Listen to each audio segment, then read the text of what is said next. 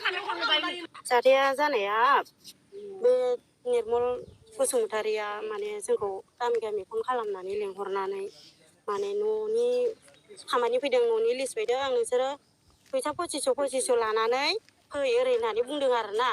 फैसा 2500 लानानै फैनानै आंनि न'आव लिस्टखौ होनानै डाइरेक्ट खामानिया फट'खौ लागोन माबायाव सिंगिमारियाव लागोन होननानै बुंदों आरो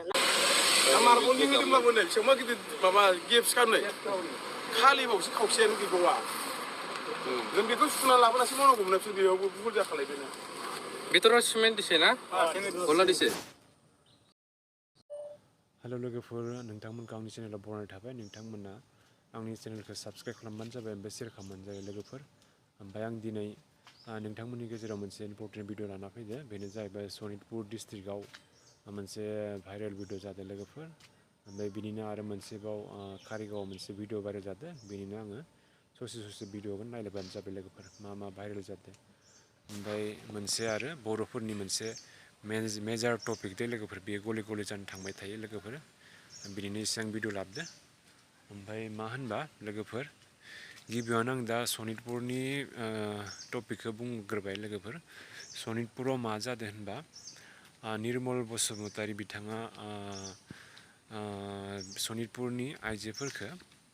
बा सनितपुरनि डिस्ट्रिक्टनि आइजोफोरखौ मोनसे रां जाख्ल'नाय बा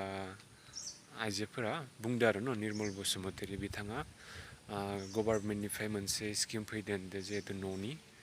बे न' फैदो गासैबो सनितपुर जायगायाव न' रानना होगोन होननानै बिथाङा 1000 बा 2500नि मोनसे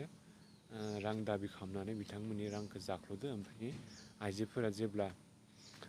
बिथांनि न'आव थांनानै सुलु लादोंमोन बिथाङा न'आव गैयामोन बेनिखायनो गामिनि मानसिफोरा बिथांनि न'आव थांनानै एसे नांलाय खमलाय तर्का तर्कि जादों लोगोफोर दा बेफोरो मानो जाबाय थायो लोगो बिदि जाख्ल'जाख्लाफोरा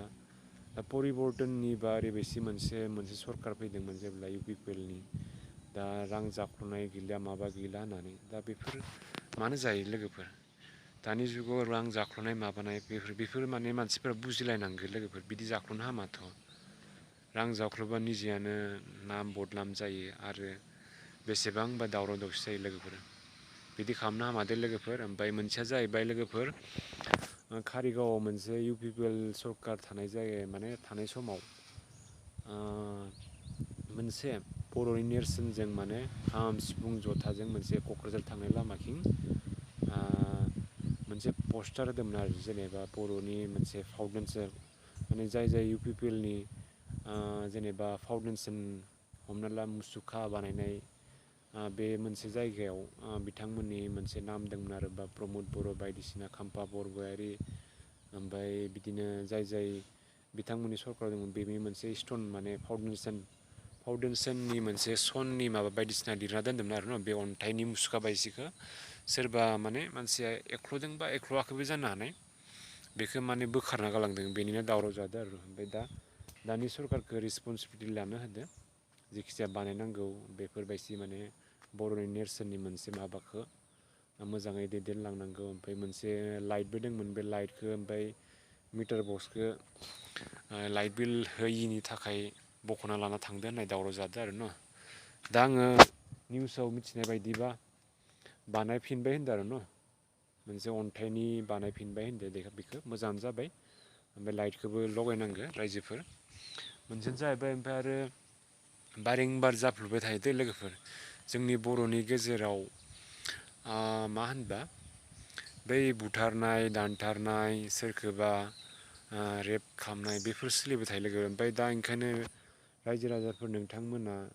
एसे बुजिलायदो अनलायनाय थानांगोन लोगोफोर बिदि खालामनो हामा सोरखौबा बुथारनाय दानथारनाय सिथारनाय सोरखौबा जिनाहारि खालामनाय बेफोरखौ एसे लोगोफोर अननाय थानांगौ दे लोगो बिदि खालामनो हामा मानसिजों मानसि एसे अननाय थानांगौ ओमफ्राय